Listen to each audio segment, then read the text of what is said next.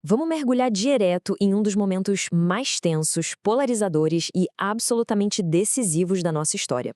O famoso discurso do presidente João Goulart no dia 13 de março de 1964.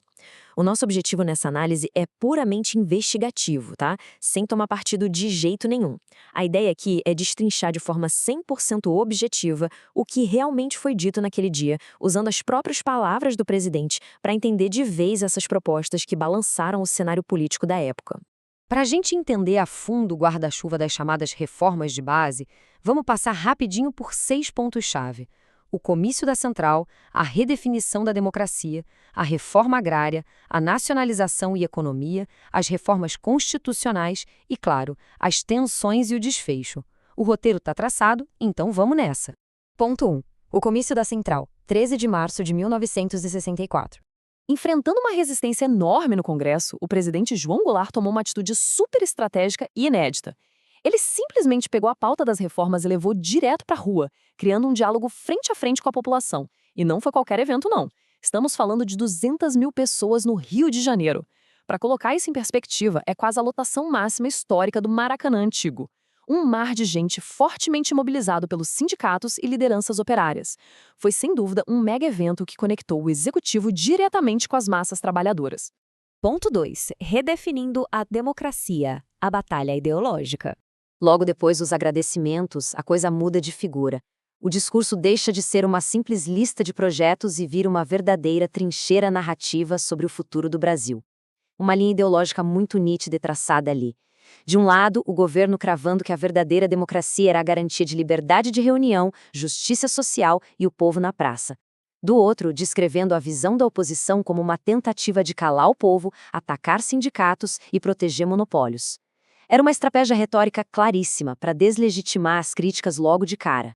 Tem uma situação que resume isso de forma brilhante. O presidente disse: a democracia que eles desejam impingir-nos é a democracia antipovo, do antissindicato, da antirreforma. Percebe a força disso? O argumento tenta isolar totalmente os opositores. Eles não são pintados como defensores das instituições, mas sim como protetores de privilégios das elites. Uma jogada e tanto. Ponto 3. A reforma agrária e o famoso decreto da Supra.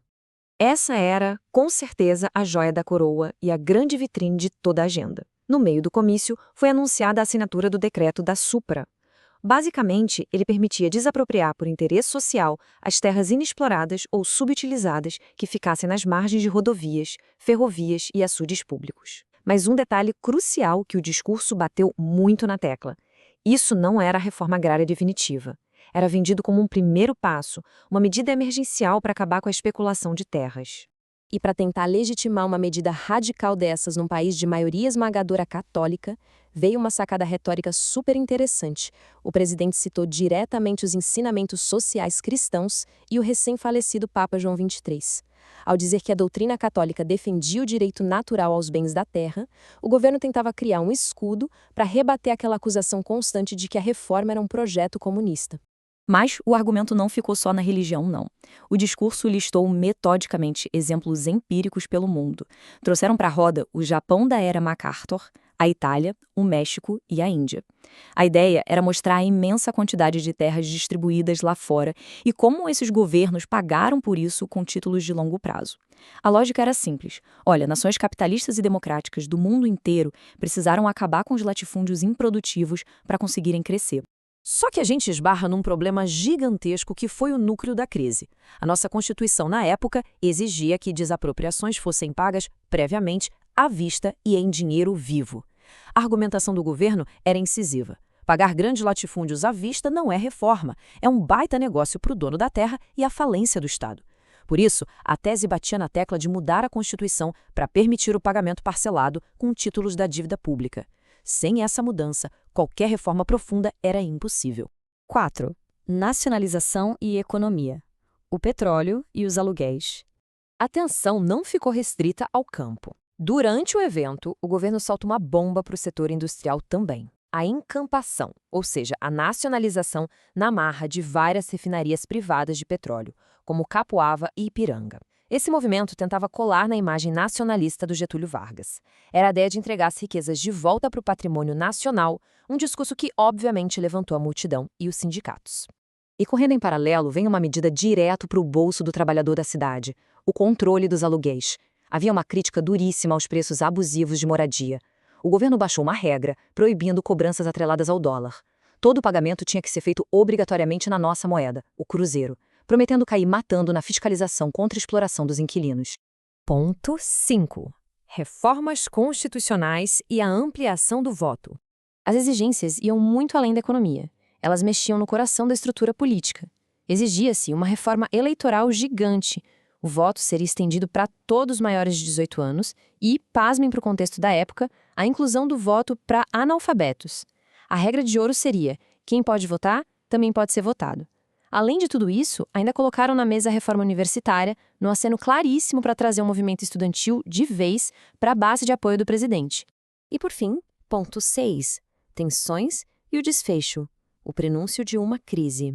Já se encaminhando para o final do comício, as palavras mostram que Goulart sabia perfeitamente o tamanho do vespeiro que estava mexendo. Ele solta essa: sei das reações que nos esperam, mas estou tranquilo, é o puro prenúncio da crise. Havia plena consciência de que tentar mudar a Constituição, mexer em propriedades urbanas, rurais e refinarias de uma vez só, causaria um choque violento com os setores conservadores. Apesar de todo aquele clima de festa e apoio popular na praça, essa frase mostra que a tempestade política já estava armada nos bastidores. O que nos deixa com uma pergunta central que ecoa até os dias de hoje. Teriam sido essas propostas estruturais o verdadeiro catalisador para o fim da democracia semanas depois, em 64? Analisando friamente esse discurso, fica claro que jogar todas essas cartas de uma vez só na mesa exigiu uma mudança muito radical nas regras do jogo. A temperatura política foi para níveis insustentáveis e o que veio nas semanas seguintes alterou a história do país por décadas. É com essa reflexão super provocativa que a gente fecha a análise de hoje. Continuemos sempre de olho nas fontes primárias da nossa história. Até a próxima!